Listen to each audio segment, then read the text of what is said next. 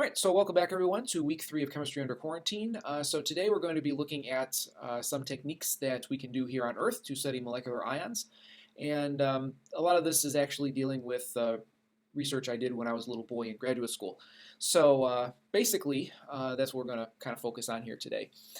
So first of all, we want to ask ourselves, well, how can we actually study the ions in the lab? So we have to do high-resolution spectroscopy, and by high resolution, we're talking about, the laser needs line widths on the order of 500 kilohertz, and we can get our line positions to better than 0.001 wave numbers, which is about 30 megahertz. So this is much better than you can get with something like an FTIR or a simple absorption spectrometer using a fraction grating, where you use broadband light sources. Those are very poor in comparison, and you simply couldn't use those techniques for studying molecular ions. At least in the lab. And right here we have a picture of a titanium sapphire ring laser. So this produces near-infrared light. So what happens is we have our pump laser, which comes in here, bounces around, goes through a titanium sapphire crystal, which is water-cooled to make sure it doesn't get too hot, and then basically bounces around inside of this cavity here and amplifies it, the whole light amplification, stimulated emission of radiation, everything, and then eventually comes out here on the other side. So this was our main source for a tunable laser source to produce our near-infrared radiation that we needed, and had the requisite narrowness and accuracy over here. So that's the main source we used. This was for the near-infrared. We had a visible dye laser, which produced light in the visible range, and it was pretty much a very similar setup over here. Instead, we used a dye instead of a titanium sapphire crystal. And for mid-infrared radiation, we actually used a color center laser, which was essentially a salt crystal that had some impurities in it, and when you pump it with a krypton ion laser, we're able to basically produce some mid-infrared radiation. So really all the techniques here, they're very similar across different wavelength ranges. You may just have to use different optics and a couple of little techniques that are unique to those particular wavelength ranges. So anyway, like I was saying, the near-infrared region that we're actually studying with our titanium sapphire laser is from about 10,000 to 14,000 wave numbers, which works out to 1,000 to 715 nanometers. So actually at the upper end range here, this gets into the red visible region, but we just generally just call it the near-infrared because it's just a little bit below there. So to produce our ions, we actually use positive column plasmas. So these are called positive columns because when you produce the ions, generally they're going to be cations. So we really don't have many anions actually being formed in these regions. Now this is just a schematic overview of what you would generally see. This is kind of just looking at a DC source. In fact, we actually use an AC source. Basically in the positive column region, the electric fields are on the order of about 10 volts per centimeter. This other one, this negative glow region, this is about 0.1 volts per centimeter, and they call it negative because the voltages are low enough that you can have significant amounts of anions on here. But generally these are going to be fairly small and not contribute greatly to the plasma here. And then there's also like these dark spaces in between, and in these cases there's very high electric fields going on there, and essentially ionizes things even more there. So, but really these other little sections here, they really contribute very, very little to the plasma that, the way we have it set up here. So it's not too much there. So really the positive column, this is what, is the vast majority of the space inside the plasma column here. All right, so this is how we actually make it. So it's a really cool picture we're looking at. So this is, the positive column plasma tube in operation. And down here is actually just a schematic overview so you can see a little bit better what's actually going on with this. I'll just run you through exactly what we're seeing here. So here, of course, is your gas inlet. So this is your mixture of gases. Generally, we have 1 to 100 millitorr of seed gases. So this is things like your hydrogen or methane or nitrogen you can put in there.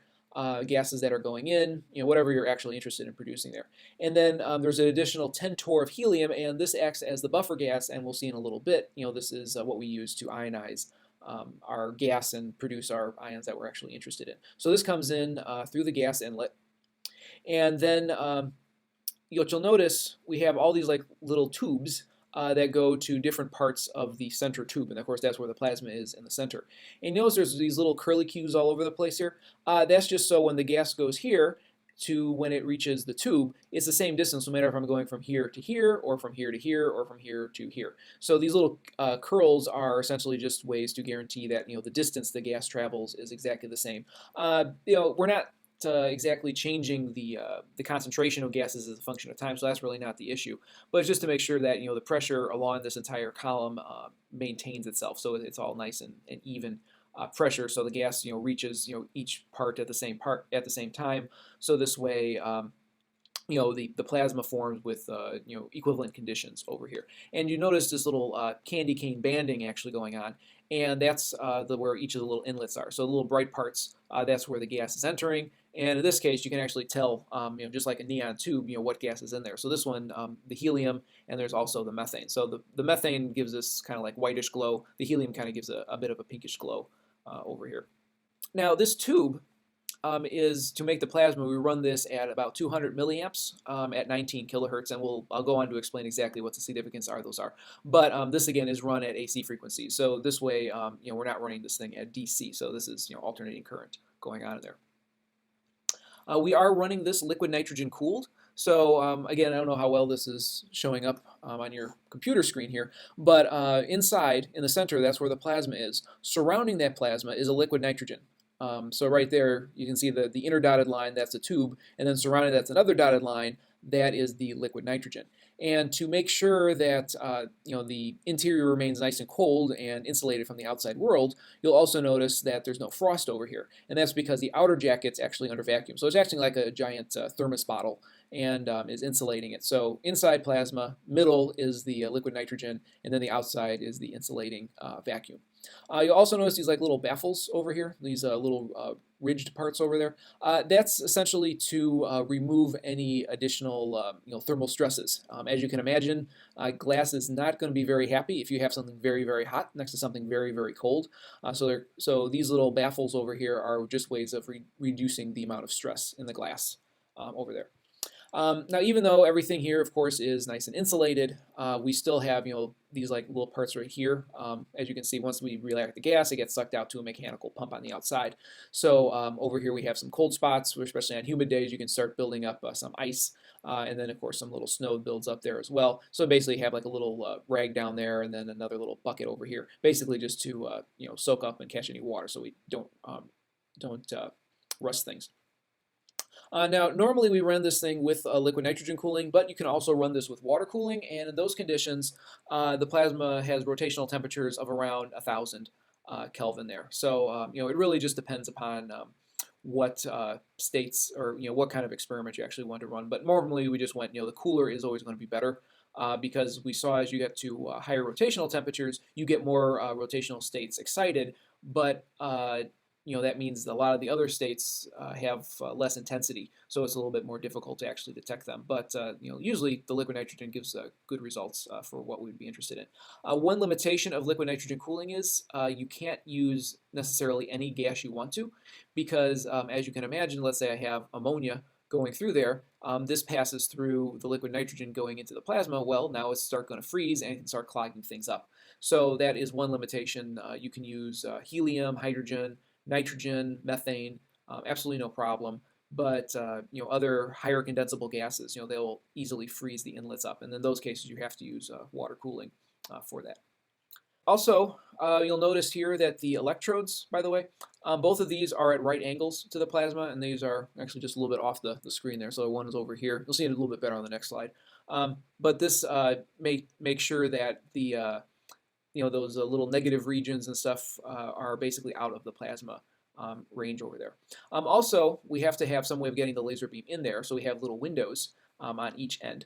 And notice these are at a bit of a weird angle. This, of course, is Brewster's angle, and you may recall that from your physics class.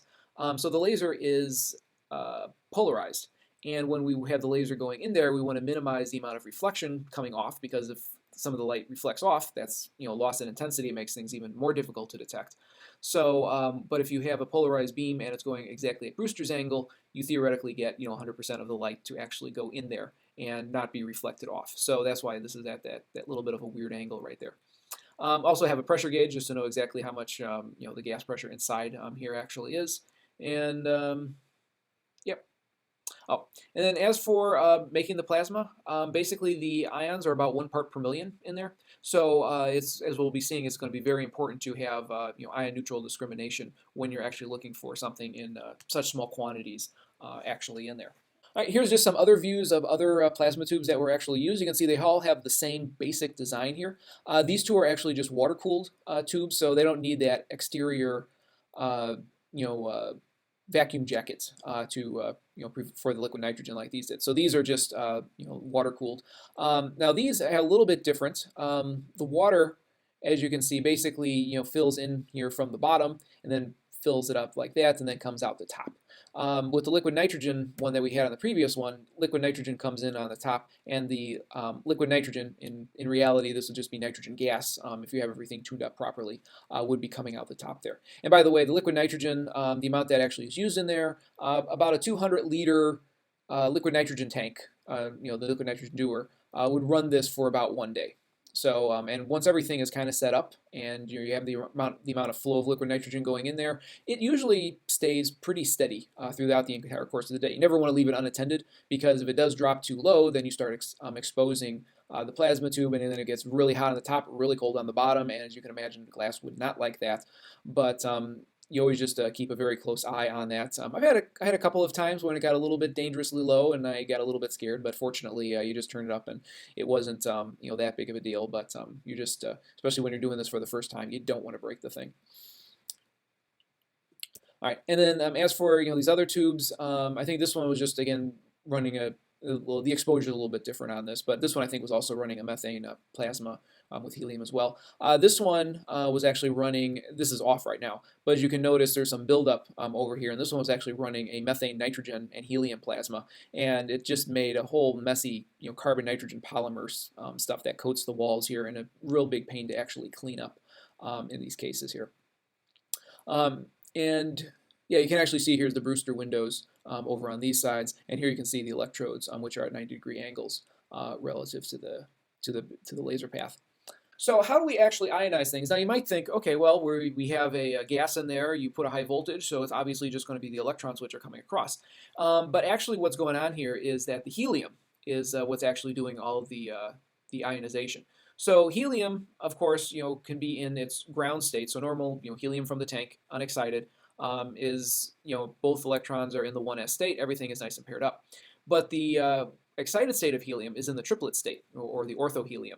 So in this case, you have both electrons pointing in the same direction, but one's in the 1s orbital, the other one's in the 2s orbital, and this is about 19.8 electron volts above this. Now, in the triplet state, this is the lowest energy state that we have, so there's no allowed transition between this state and this state. So that's why we call this a metastable triplet state, because it's basically stuck down there and has nowhere to go until it bumps into somebody.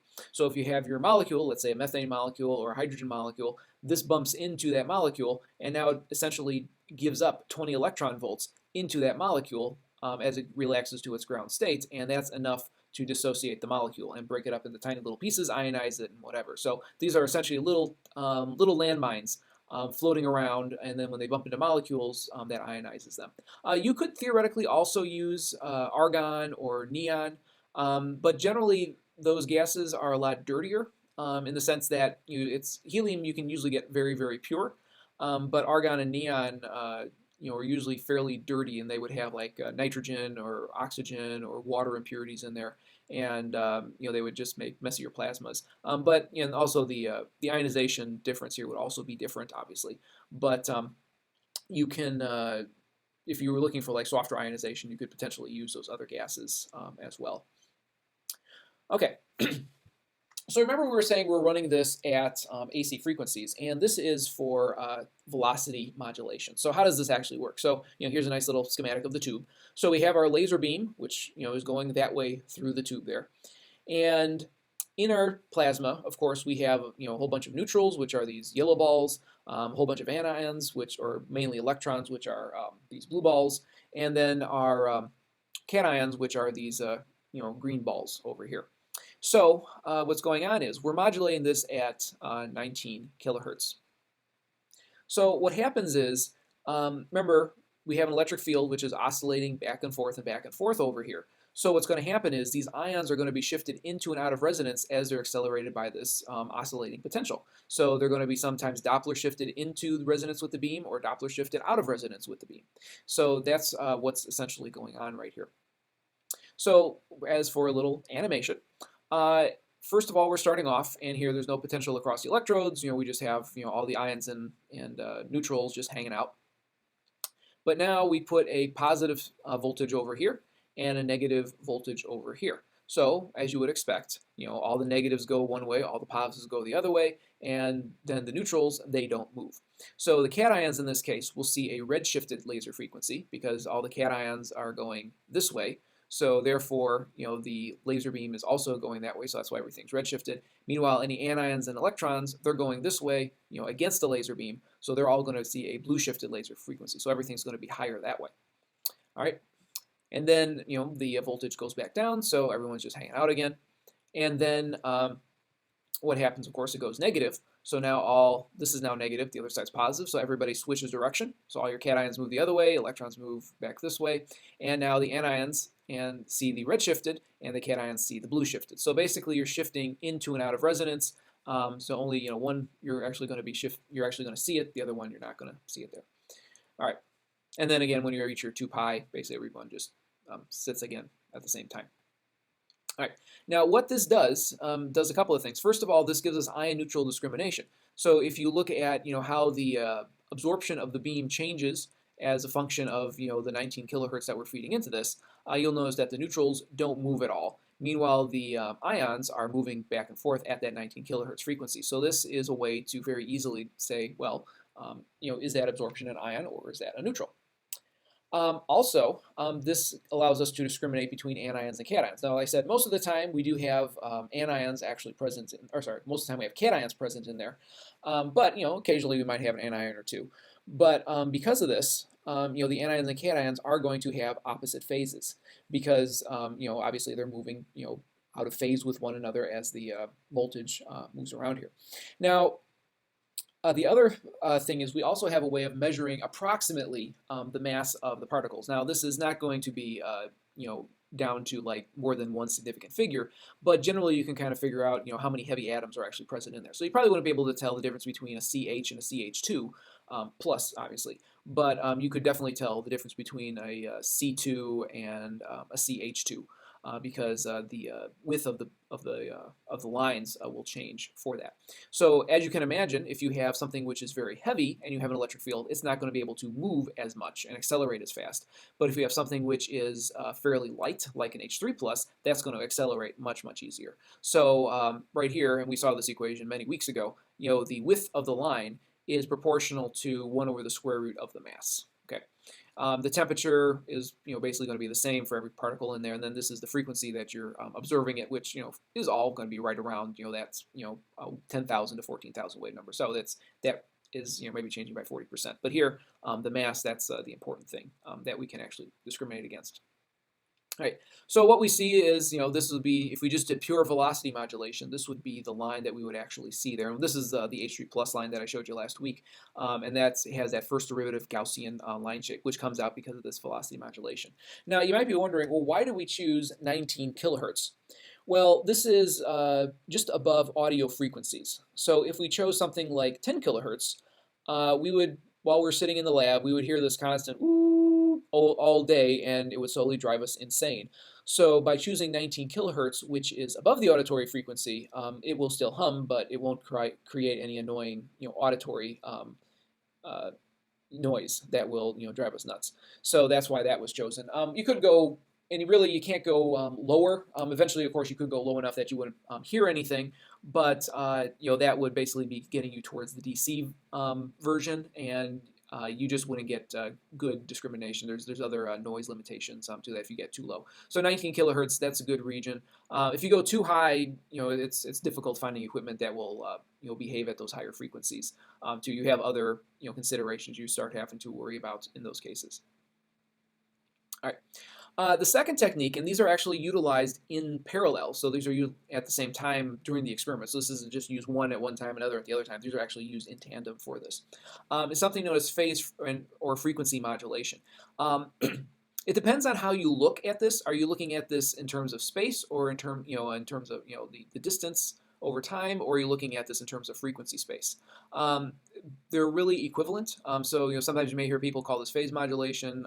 Usually we just think of this as frequency modulation, but it's really the same kind of thing going on here. Okay, so over here you have your laser, which is nice and pure in frequency and phase, so everything is just nice over here. There's no oscillations going on in the intensity of this laser beam. And then it hits what's known as a electro-optic modulator, or EOM. So what this does is it modulates the light electrically, and that's why we call it electro-optic modulator. But what that actually is doing here is it's a crystal which, when it's subjected to an electric field, changes the index of refraction. So if you remember, the index of refraction slows down the speed of light. So through the air, the light's going at one speed, and then it hits the window, and then it slows down. Well, this crystal, when you put an electric field on it, changes the amount that the light actually slows down inside the crystal.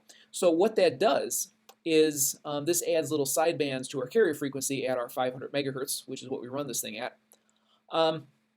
So what happens here is, as the index of refraction changes in this crystal, the light is going to be slowed down or sped up by just a little bit. So as you can see, when it slows down, all the light basically bunches up. And then when it speeds up, well, then you can see the light starts spreading out. So this is this phase modulation part over here.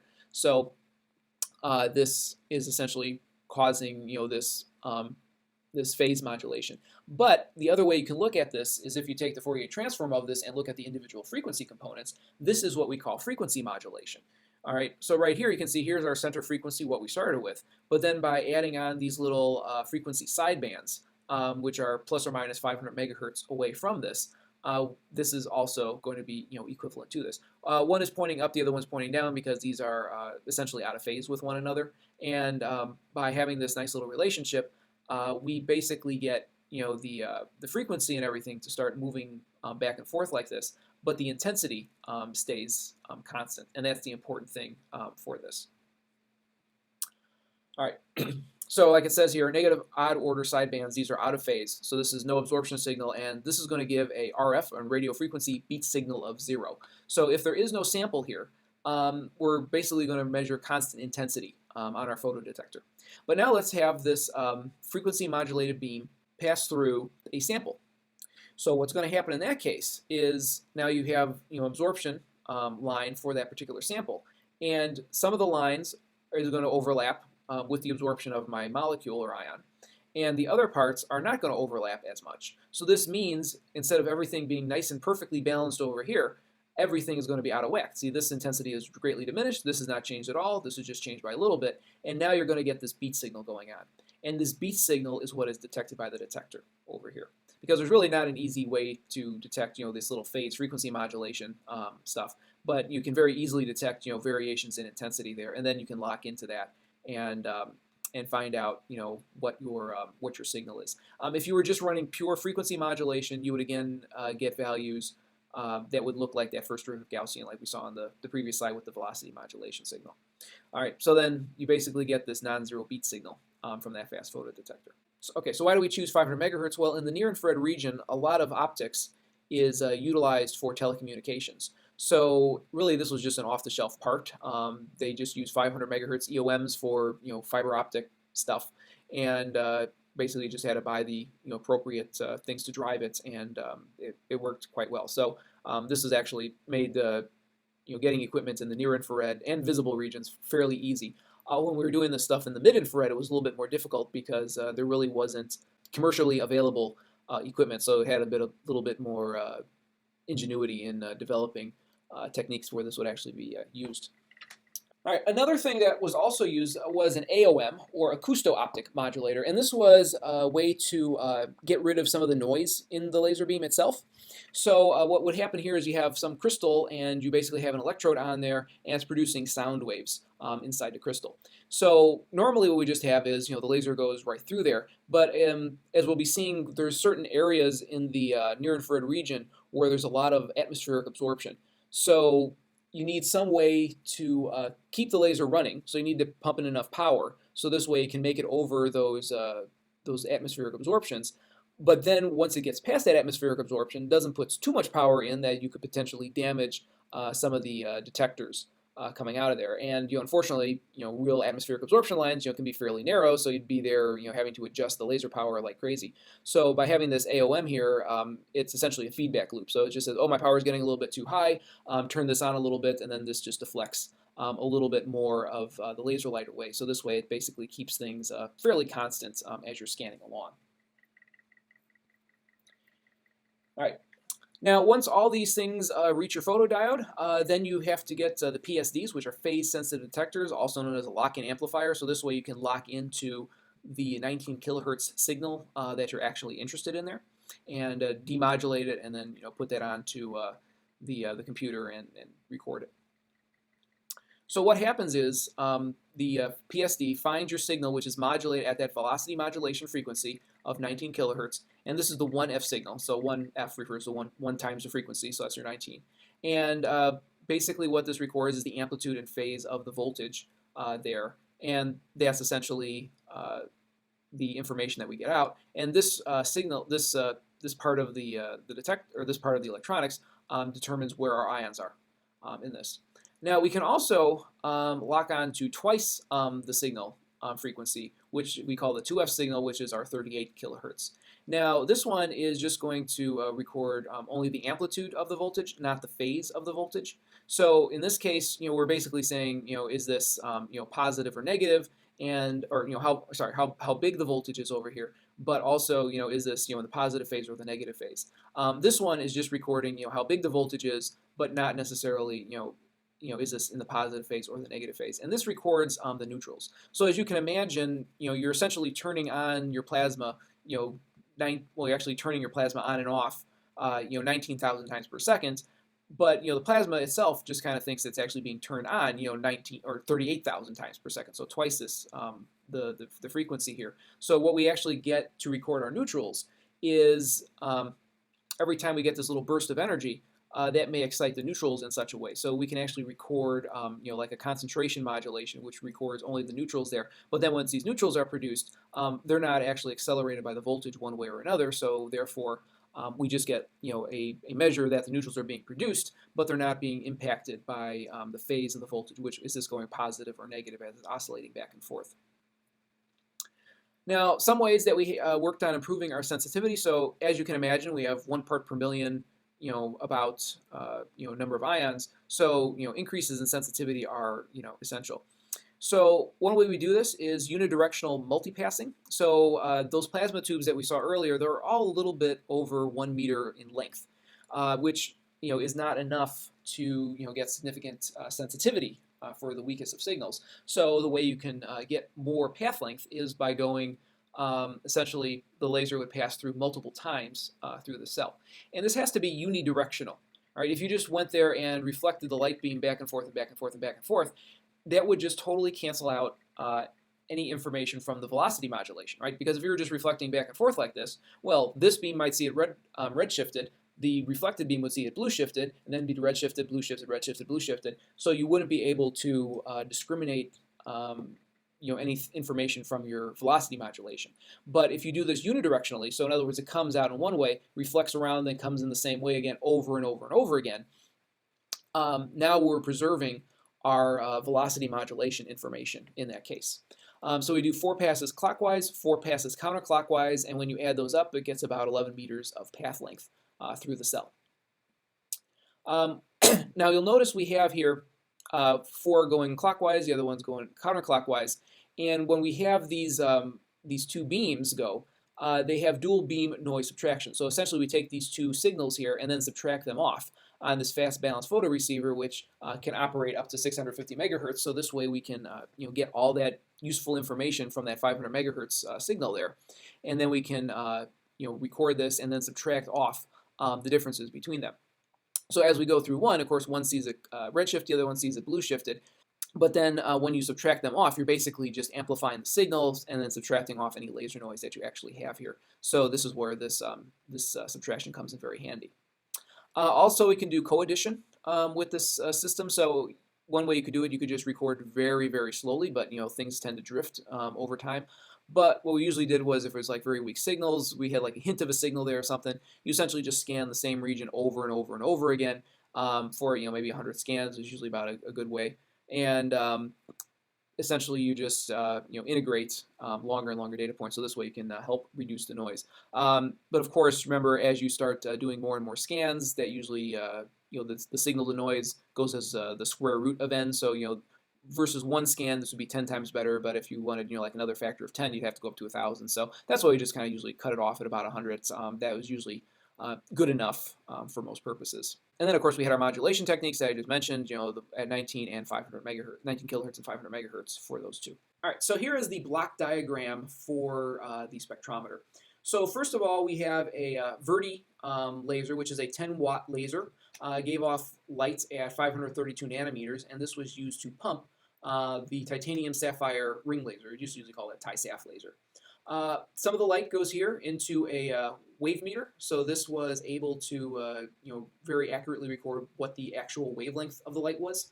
So this way, we could easily read that into the computer, and everyone would know where they are. Okay, and then this titanium sapphire laser here has a continuous coverage from about 10,300 to 14,000 wave numbers, and we'd actually needed 3 different optic sets to cover that entire range. So the thing about these special lasers over here, you can't just have like a regular old mirror surface like you might have in your bathroom. Instead, you need special dielectric mirrors that are like 99.9% reflective over a very small wavelength range. If you had a normal silver-coated mirror, the reflection might be like 90%, which is nowhere near good enough to have a an amplifying signal inside there. There'll just be way too much in terms of losses. So you want to minimize any reflection losses. So you need specially coated mirrors for that.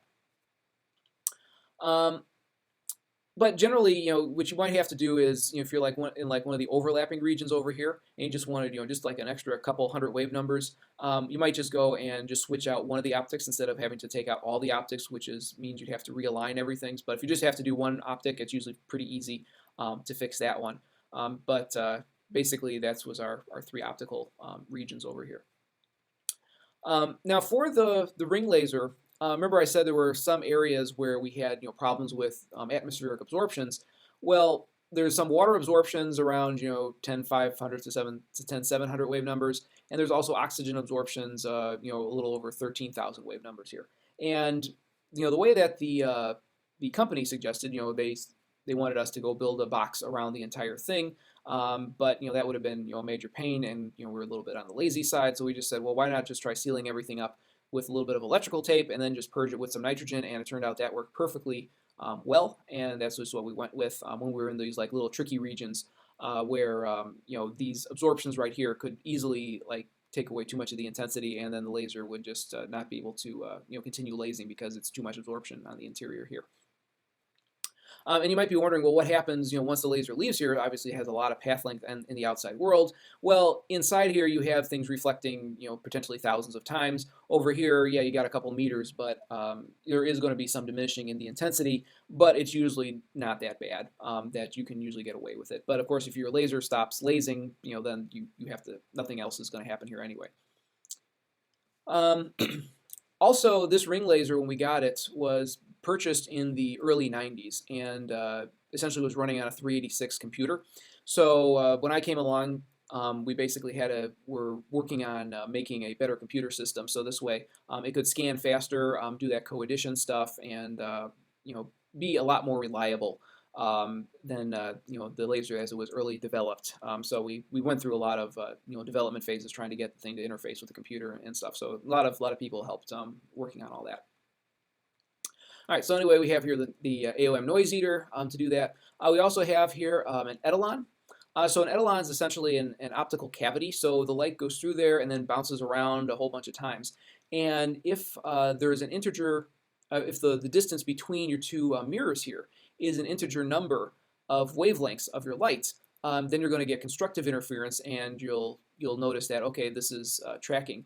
If your not an integer number of wavelengths, you're going to get destructive interference, and your amount of light is actually going to decrease in there. So you're going to notice a decrease in your intensity. So as you're tracking the laser here, this is actually acting as a nice little feedback loop. What you expect, the laser to move a small amount. Well, here you can basically just track those small little amounts very, very easily. So there's little piezos on there that move the mirrors, just set them out. So this way, that can track a certain amount as the titanium sapphire laser is actually scanning. So this way, it makes sure everything stays in nice locking there. We also have an additional iodine cell. So iodine has very well categorized absorptions. So this was basically a check. So we could go there and say, okay, well, this is what our computer system's saying the wavelength is. Here is our iodine cell. And then we can go there and actually just compare that to what the iodine is saying. And then, if we do need to make any adjustments, by a few hundredths of a wave number or something, we could always do that. In general, once we had the improved computer system, we really didn't need that, but it was always just a good check just in case things didn't quite behave as we thought. In gas over here, that's indium, gallium, and arsenic. This is just a semiconductor detector for the near-infrared light that was used here. And this was just basically just a DC absorption for that. All right, so then after your laser goes through here, it goes through, this is a half wave plate, or half wavelength plate. This is a polarizer, there's a lens, here's our EOM, the electro-optic modulator, another lens, another polarizer, another lens. So all of these optics here are essentially to make sure that the laser's polarization is where it needs to be. So this way, when it hits the EOM, it does its frequency modulation with minimum amount of unwanted modulation going on. There's still going to be some things going on there, but it minimizes the amount of noise that you're actually getting on there. So that's what all these things are doing, just to make sure that the beam has the correct orientation when it goes into there. And then this is driven by a RF generator, which gives our 500 megahertz, and then this is just the power source to give enough power so the EOM is has enough juice in it so it can actually do what it needs to actually do. All right, so then the light goes through there, and of course, here's our discharge tube. So this is run by a function generator, and then that only puts out, maybe a couple of, milliamps or microamps of current. So then, of course, this has to go to an audio amplifier, which amplifies our signal, and then that goes to a step-up transformer. So this way, we have enough power over here, so we can, wind up actually lighting up our plasma in there. So then once all the laser goes through all our optics, it hits this beam splitter. So then one beam goes through here, and this is going through 4 times counterclockwise. We call this a modified White cell. So this is just the way, I guess this was developed by Mr. White. And then this way the light just goes through in one direction. And then we have 4 passes through clockwise. So the other beam goes through, bounces around, and then again, this is just going through the same way through the discharge tube every single time. And then both these beams hit a fast balance detector. There's also some optical phase matching just to make sure that the length of beam 1 and beam 2 are actually the same. They hit our fast balance detector over here, so this subtracts out the 2 signals. And then from here, we can just measure the intensity difference between them. So this just goes over here to one of the phase-sensitive detectors, locked into the function generator, and then the data acquisition card. And this is just mainly letting us know is the intensity between the 2 beams, pretty much identical. Just letting us know is everything aligned properly for this. And then over here, this is the RF, so this is where your beat signal is going to be. So first of all, this goes through a 500 megahertz filter to take off the information from the generator, so that's getting rid of that there. And then the signal is going to be demodulated by the double balanced mixer. So this way we have that signal. Again, we're just looking only at that 500 megahertz region over here. And then we're basically taking the RF generator signal, phase shifting it as we need to. This hits the double balanced mixer, so this essentially subtracts off that 500 megahertz once we get to that point. Then we have a low pass filter, so this way we're only interested in like the 19 kilohertz part of the signal now. And then here we have our phase-sensitive detector, and again, that just goes right to the DAC card. And because a lot of these lines have much different intensities, we could have some which are really, really intense and some which are very, very weak. We could use up to 5 PSDs here for different sensitivities and phases for that. Right, so how does this look in terms of our noise? So first of all, here's just the raw signal coming out of the detector here. So the laser is not on. This is just electrical noise just coming from the detector itself. And you can see that at low frequencies, as you start getting to the DC values, it's fairly high. Noise over here, this is in decibels. So the higher it is up here, the more noisy it is. The lower it is, the better it is. So basically, you just record the signal, and then you just go there, take a Fourier transform of this, and you can essentially get an idea what your noise looks like here. So over here, a lot of low frequency noise, not a lot of very high frequency noise. So that's pretty good there. So now you go turn your laser on, and if you're just looking at only one of the legs, so this would be like the clockwise laser beam here, you'd essentially get this noise in this case, and a lot of this is coming from the laser itself over here. And then as you get to higher frequencies above 200-300 kilohertz, it starts dropping off, and you basically just have 1 over F noise. So as you get to higher and higher frequencies, it's basically going to the shot noise limits over here. Now, if we did the same thing for the other leg, we essentially get a very similar noise profile for the other detector up there. And the nice thing is, like I said, we subtract these. So when we subtract both signals, all this laser noise gets subtracted away. So we're essentially back at what the detector noise limit is. So that's really, really good. Now, if we just did a straight absorption, we'd be over here in the DC region.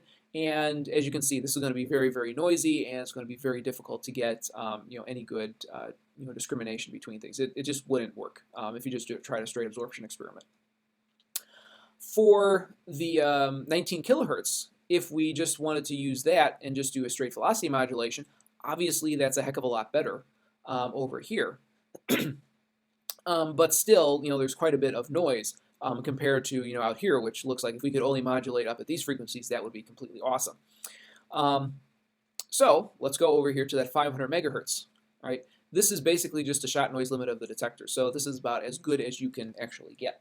So this looks absolutely wonderful. There's no noise there. But now let's go turn on the EOM.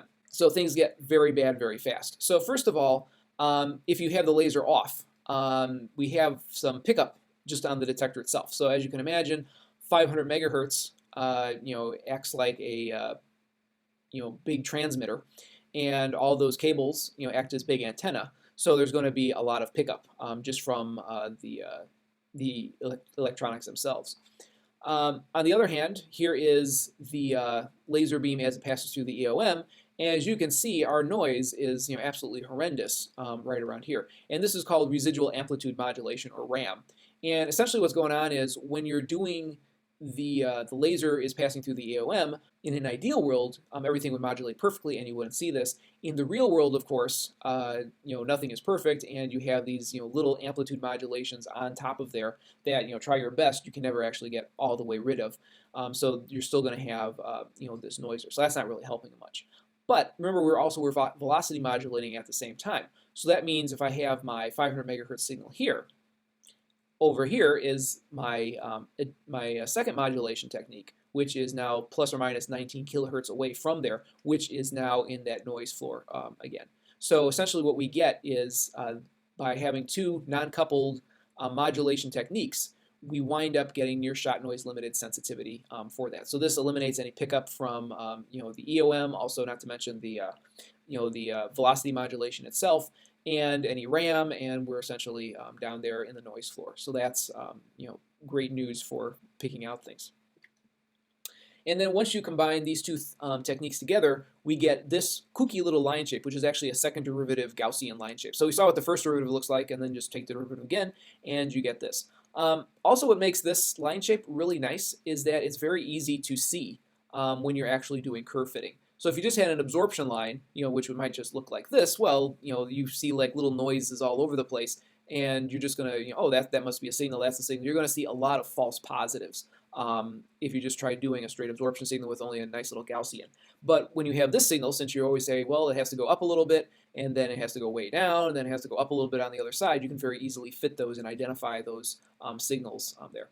Also, because of the velocity modulation, this will be pointing one way for cations, then it'll be pointing the opposite way, up here for the anions as well. So that's a great way to determine is it a cation or anion. Also, the width of this line will depend upon the mass of the signal as well. So all those things are encoded in there, so you really can get a lot of information from the line shape. All right, so what do these signals kind of look like when you look at them? So right here, this is just if you did only velocity modulation only. And you can see right here your noise amplitude is pretty bad. You can still see pretty big signals on there, so that's usually pretty nice for finding those things. When you have the phase and the velocity modulation, on the other hand, you get a much less noisy signal. You can still see very, very big signals on top of here. But then all these like little things over here, which you might just think is actual noise, well, the noise amplitude here, I had to multiply all these things out because this happened to be a particularly large signal here. But you can see it basically this is your noise, these little wiggles over there, and all these little peaks are actually signal on top of that. So you can kind of see, here is one, and what always happens, of course, you have lines next to lines, so the computer just has to do multiple line fits many times here. But right here, there's an obvious signal. There's another signal which is next to it. There's another signal over here. That might be overlapping with a different signal, and then this other signal also has another overlap. So yeah, there's a whole bunch of little signals inside of there that once you just kind of see this and you kind of let the computer program do multiple fits, usually you can find these little ones fairly easily. But over for here, obviously there's a big signal, but if you're trying to look, well, that might be a signal right there. There might be a couple of signals there. It's much more difficult to actually determine where actual signals are with just only velocity modulation. But down here, it's actually pretty easy for a lot of times. Now, this is actually an example of one of the transitions for H3+. Now, H3+, we can run this under a couple of different plasma conditions. We can run this easily just using regular old hydrogen. But in those kind of cases, we get a lot of hydrogen Rydberg states. So a Rydberg state is either a hydrogen atom or your H2 molecule, but you have your one electron is going to be basically out in the Pluto regions of the atom or molecule there. And in those kind of cases, you have a very polarizable molecule. So even though technically it's neutral, it still shows up with the velocity modulation because the outer electron is so easily perturbed by electric fields. It's still going to be oscillating back and forth there. So these hydrogen Rydbergs are obviously they're high concentration, and they're very, very large, and they can completely swamp something like an H3+ signal here. But fortunately, as you start adding helium, their intensities are greatly diminished because hydrogen Rydberg states, since they have their final electron in the Pluto state basically, it's very easy to destroy them. And if you have these heliums going by, they will very easily bump into a hydrogen Rydberg state and decrease the amount that's actually present in there. And since the amount of these is so much larger because they are neutrals, it's very easy if you can knock off a good proportion of them to decrease the intensity by quite a bit. The H3+ fortunately is not affected by helium concentration. So if you have like two lines, now if you're just looking at this, obviously the H3+ line would be completely swamped, so we wouldn't even see it in the regular pure hydrogen scan. But when you start putting this in with helium, you can see that these lines progressively shrink, and then you notice, oh, well, here's one little bloop over here that doesn't change at all as you increase the helium, but then this line over here gets significantly smaller and smaller and smaller. Also, you can see the impact the coads actually has. So for the regular hydrogen, we just did one pass. So you can kind of see fairly fast, also fairly noisy over here. But then once we start doing 4 coads, you can see that the amount of noise diminishes by quite a bit. And then for this final one, we did here 50 coads. So you can see again how much the noise actually drops there, and you get a very good measurement on the H3+ signal. And again, you just basically have a nice little second derivative Gaussian here, another second derivative Gaussian over here, and you just have to fit both those lines and get very accurate information on what the center frequency actually is. Also, just kind of notice the range we have over here. So basically, we're going here only over about 1 wave number in terms of our total scan distance here. So this is a fairly small region that we're actually looking at. Here's another messy one. As you can see, we have very intense, well, relatively intense at least, hydrogen Rydberg states, and it's very difficult to actually see where the H3+ line is.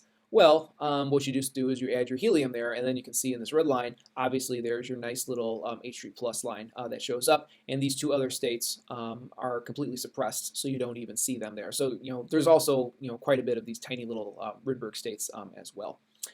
So again, this is the little tau right here. This is just letting us know like how the total integration time for those particular signals that we actually have there. And again, you can kind of just get a view. This is about like what 0.7 wave numbers or so over this entire region here. So obviously that's your H3 plus line. This is a Rydberg state. Now, interestingly enough, when you're actually looking at this, notice their phases are opposite, and that's because for the Rydberg state, since the electron's on the outside, that's why this is essentially moving kind of like the opposite way for that, because the electron's being easily polarized. So that's why this is essentially being modulated like an anion almost. And then over here, you'll notice we have one that's basically pointing down. This is believed to be Rydberg states which are in stimulated emission. So just they're acting like a laser. They're in a populated state, but then as the laser passes over the right frequency, they actually contribute photons to there, which actually causes like an increase in the intensity, and this is interpreted kind of going down like this. So that's the way that this is actually impacting it there. So we're really not too interested about the Rydberg states. Most of those have been fairly well cataloged for that stuff. So another state that we were interested in was also looking at CH2+. So it's really interesting because at linearity, the ground state is a doublet pi state. But what happens is that there's this thing called the Renner-Teller effect that splits this into an A state and also the B state over here, and then an A state as well. Both of these are doublets, but they're basically being split. This is different notation because here we're dealing with a bent molecule. If we're dealing with a linear molecule, then we can use that doublet pi notation that we saw many moons ago. Now, what is this Renner-Teller effect? This is essentially it's rho-vibonic coupling of the electronic states. So essentially, any vibration here is going to split the electronic states, is what's going on with this. So notice the values for this. So here's your 0 over here, and then this is like 2,000 wave numbers, 4,000, so on. The barrier to linearity in this case is right around 1,000 wave numbers. So think about what we had for the H3 plus last week, where our barrier was on the order of 10,000 wave numbers. So this is much, much lower for that. So this is basically going to have like a bent ground state over here. But as soon as you get to like one excited vibrational state, then you start going to see impacts, perturbations from this neighboring state as well. So what we're basically looking at is up here in this region, for these states, and it's a lot of perturbations from the this A state over here versus the X state. So there's a lot of perturbation because these energy levels are really, really close. So that's kind of makes this an interesting problem, not only from astronomy perspective, but also from a theoretical perspective in trying to model the system, because you have two perturbing states in very close proximity to one another. All right, so how do we make the CH2 plus? Well, this was done for the new 3-band. This was actually done in the mid-infrared. So the plasma conditions needed to produce CH2 plus are actually fairly well known. So this was actually done again in the near-infrared region. So what you need is essentially 10 torr of helium and approximately 100 millitorr of methane. So it's actually pretty easy to do that. And the high energy electrons, they go there. They produce helium ions. And then also, the metastable triplet helium over here as well. Really, what can happen? The methane, you can have some charge transfer over here, where basically the helium goes along and breaks this up into your corresponding ions. But it turns out that this really doesn't contribute that much. Again, it's going to be the metastable triplet helium over here. That does that penning ionization and then produces the CH2 plus. There's also these other ones, but fortunately they don't really have any impact or any absorptions in the near infrared. So we can safely ignore those and then just focus on the CH2 plus there. All right. So yeah, the penning ionization, like I said earlier, that's the dominant method for that. Now, the problem is when we're doing the experiments, ideally we're just producing CH2 plus, and if there's these other ions around, they're really not going to contribute much or anything in there. But there can always be other ions going around as well that could potentially cause some extraneous absorption. So how do we discriminate between those? Well, if we think about this, we have over here our CH2 plus, And if we add additional hydrogen, this is going to decrease this concentration over here and start producing the methyl cation for that. The methyl cation won't go to the CH4 plus over here because this is not really stable. Instead, it will just essentially absorb an H2 and go all the way to CH5 plus, which again doesn't have any absorptions in the near infrared. And also down here, carbon plus to CH plus really is not very, very popular in there. Instead, we just have the CH2 plus, which is going to be our dominant mechanism. Oh, and I should have mentioned, oops.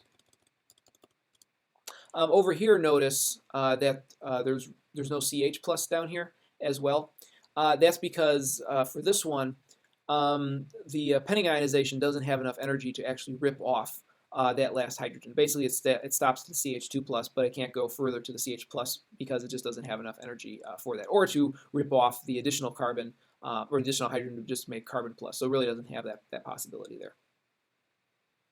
Okay, so we're essentially starting here with the CH2 plus for that. So the way we can identify your CH2 plus lines is go there and you record your plasma with just regular old methane and helium in there, and then you add a little bit of hydrogen. So if you start adding hydrogen and you notice your line intensities are decreasing, that's a good idea that you probably have a CH2 plus line. If it's not changing at all, it's probably something else. If it's increasing, it's going to be definitely something else. And it's what those things are. We never really pay too much attention to that. We also have to realize that there's also the possibility of having some nitrogens or oxygens in there as well, which could also be causing some extraneous absorptions for those systems. So like I said, lines are weaker. Those are going to be your CH2 plus. If they disappeared completely, then they could be additional weak CH2 plus lines, or they could be some other species. As well. So you can kind of see, like, oh, if I just add just enough hydrogen in here to decrease the intensity by, say, 20%, they should all decrease by about 20% because your concentration's gone down by 20%. But if you see something decrease by like 50% or 90%, it might be something else as well. So you can kind of use this to your advantage to localize things. And there's also some lines that become stronger with the addition of hydrogen, and maybe even new lines appear with hydrogen, and a lot of times those are just going to be those dreaded Rydberg states as well. All right, so here's a way to do some discrimination of CH2 plus lines versus everything else. So essentially, by looking at these lines, you can start picking out the actual signal that we're actually interested in. Also, you'll notice that these lines are actually doublets over here. So you notice there's like two very closely spaced lines. So that also aided in the identification of the lines that we're interested in as well, because they should be like really close to each other, and they should have nearly equal, but one is just going to be a little bit lower intensity than the other. That's again due to some of the spin statistics for there. Then of course we have the occasional Rydberg states which show up. And then down here we have basically a bunch of graphs. So these are kind of lines that aren't necessarily to assigned to the CH2 plus. They could be other miscellaneous species that are actually forming inside of there. A lot of it might be actually C2 plus, the carbon cation dimer. Also, as you can imagine, if you're mixing methane and you're putting in a plasma, you're going to be forming a lot of longer chain hydrocarbons as well. So you could potentially have some other things forming in there as well. But generally those are going to be much heavier. So you're probably not going to see too many in the gas phase, and also fairly wide absorptions, because remember the mass effect on the line width for those. All right. So after the CH2 plus project was done, we were interested in, well, what about the isotopomers of that? So CD2 plus and even CHD plus as well. Well, for the CD2 plus, well, that was actually pretty trivial. All you have to do in that case was take deuterated methane, run it under the identical conditions, and then you will see new lines.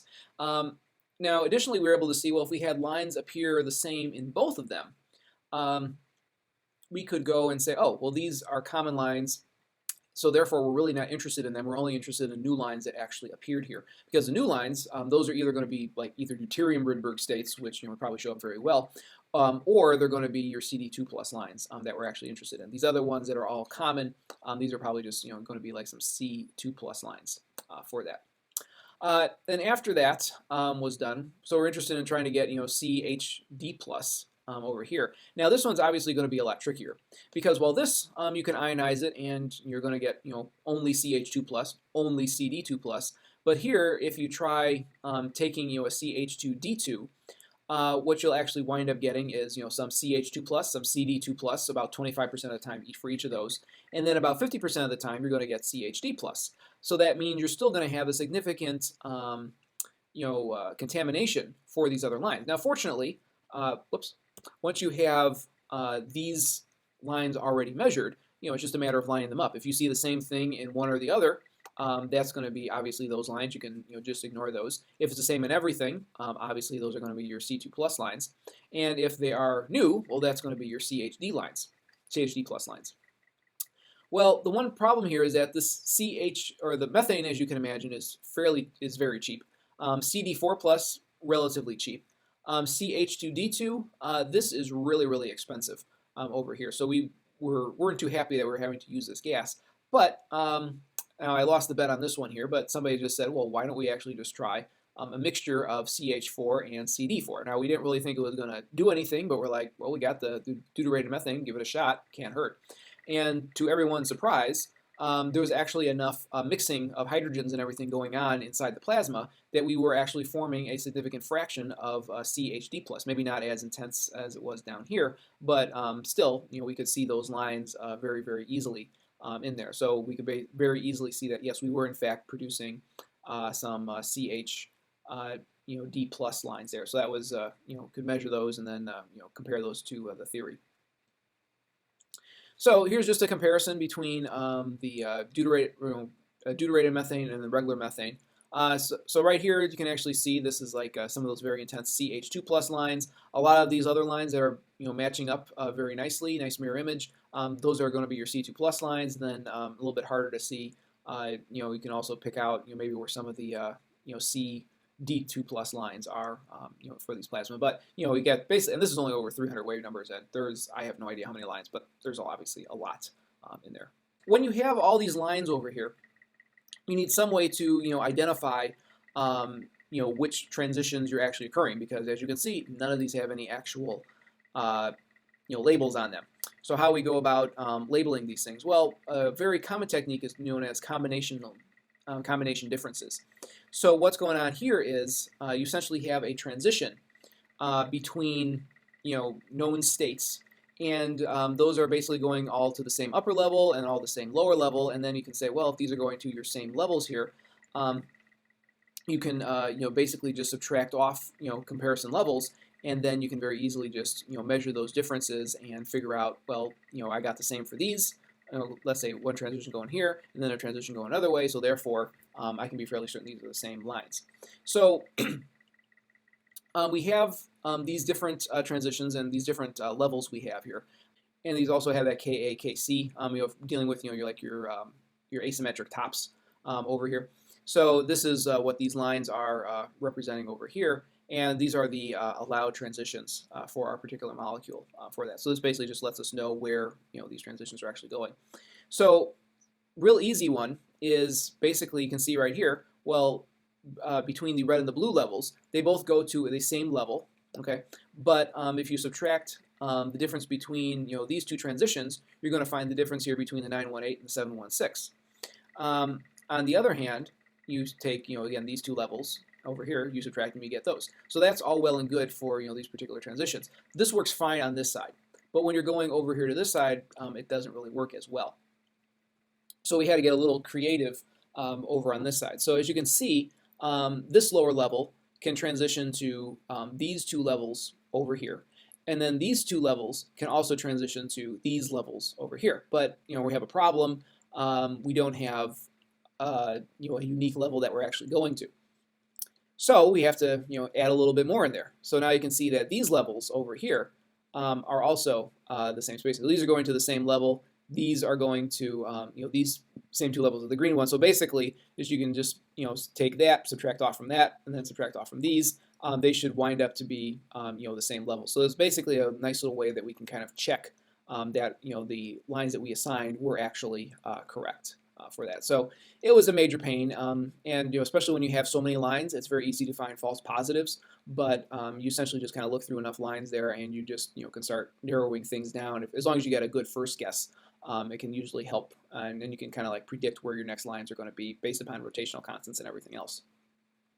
So here is kind of the gigantic mess from some of the assignments that we actually had for this. So this is for the CD2+. So you can see right here on the bottom is the actual experimental. On the top, these were essentially like the theoretical predictions that we had over there. And essentially you just had to kind of go through and match things up. And there was actually a little bit of an offset on these, but essentially just went through that gigantic mess to assign all these different lines for that. And then this is just another one. This was off by about 7 wave numbers. And again, trying to match these up, had varying levels of success as we're working through these things here. All right, and then one final other little thing that was just kind of like a serendipitous discovery, but really just turned out to be wasting time. So initially it was thought, only ions could be observed in the 1F signal, with the 1F channel, with the exception of things like Rydberg states. And neutrals are only seen in the 2F channel. So what we were playing around with was looking at helium pressures, and this was very low pressure. So instead of like the 10 torr, we were basically running less than 1 torr, just trying to see could we see anything of interest in there. And we found some neutrals that actually looked like anions. So possibly what's going on in some of these cases, there might be some stimulated emission going on. Or it might be electron recombination with a cation, or it might even be a little bit like a Rydberg state for the nitrogen. Perhaps something like that is also going on as well. What we did notice is that if we get more and more dark striations, this increases the signal, and this is due to low electric fields actually inside the plasma tube there. And again, this could be other molecules. Dissociative recombination starts becoming a problem when you start getting to these kind of unusual conditions away from the positive column. So what happens here is that as you have lower and lower pressures, you get these striations. So like when you get to higher pressures, and this is all actually for DC plasmas, but it's the same thing for the AC plasmas we have. So at high pressures, you basically get a nice, as we saw, a nice uniform color through there. But as you get to lower and lower pressures, you start getting like these kind of like on and off regions over here, where you basically get like a higher voltage, higher a positive column next to like this the low electric, this dark space, low electric field in there, and these have different chemistry conditions in there. So what's happening is that essentially some excited neutral states are also being observed in there as well. And unfortunately, these are all in there. So unfortunately the way this is produced, the light is going through both the light and the dark regions. You can't really just probe this way, which would be ideal. But we're just trying to see what we could actually see in those kind of states there. And what we wound up getting was here's like 1 torr of helium, 20 millitorr of nitrogen, 30 millitorr of hydrogen, and up here, these would normally represent cations, but what was really of interest was down here was a whole bunch of very dense, very structured absorptions, which were all consistent with at least what we knew up to that point of forming anions. All right. So what was of interest was notice these are all like very regularly spaced, so it really seemed to indicate a vibrational structure that was actually going on here. Also of interest was the width of these lines. So red ones were fairly wide, so this would be something like a hydrogen Rydberg state. These brown ones over here were very, very narrow. Unusually narrow compared to everything else. So these were about like 0.02 wave numbers, which would work out to be about 4 to 5 nitrogen atoms in terms of again what we knew. The N2+, which was always observed a whole bunch, is about like 0.03 wave numbers. So this is significantly narrower than what we were ever used to. These green ones over here, they were much wider. So these have to be some light thing over here, which corresponds to about a mass of about 1 nitrogen atom. Over there. As we'll see later on, this actually corresponds to 2 helium atoms together, but that's 2 heliums is about like 8, and nitrogen's around 14. So within the errors is kind of consistent with that. And then we had the occasional really wide thing, which might be another Rydberg state or something else like that. Now, what was really interesting was when you had these different vibrational states, you could essentially like take one state over here and like pretty much just like overlap it with a neighboring state. So that really said that yes, this has to be the same species that's going on, and just trying to figure out well, what is the rotational constants of this. And nothing we could figure out really made much sense. But we we're very hopefully optimistic for a small period of time that we may have actually found N5 minus, which is an aromatic nitrogen anion ring over there, which theoretically was predicted that could be possible. So we were like, well, that's possible. We might actually have formed that, but unfortunately, I rained on everybody's parade when I went and just a little bit of lucky research and basically found out that these actually have all been discovered before, and these actually correspond to the triplet excited transitions of nitrogen, Berger-Röhl neutral nitrogen. So really nothing new and novel was discovered for these, and we were very easily able to identify the vibrational transitions that were actually going on in here, and at that point realized that the whole lot of nothing. So that actually happened. And then up here, this was again looking very, very interesting, but eventually we realized this was actually a helium dimer going on, and you might be like, well, wait a minute, helium does not form molecules. What's going on over here? Well, in the ground state, yes, it's totally repulsive. There's no stable ground state. But excited states, as we can see right here, we're going from a singlet A to a singlet C. Both of these are going to be, excited states here. So these have, a particular, this represents, these particular transitions that we see in here, these little green ones. And then finally, what we have over here is another look over here at the helium spectra. Now, what was interesting was when we tried assigning this, we were able to basically look at the distance between them and say, okay, well, this is obviously a nice regular structure, so this has to be part of the rotational band that's actually going on here. And this basically implied, based upon all the spacing and everything here,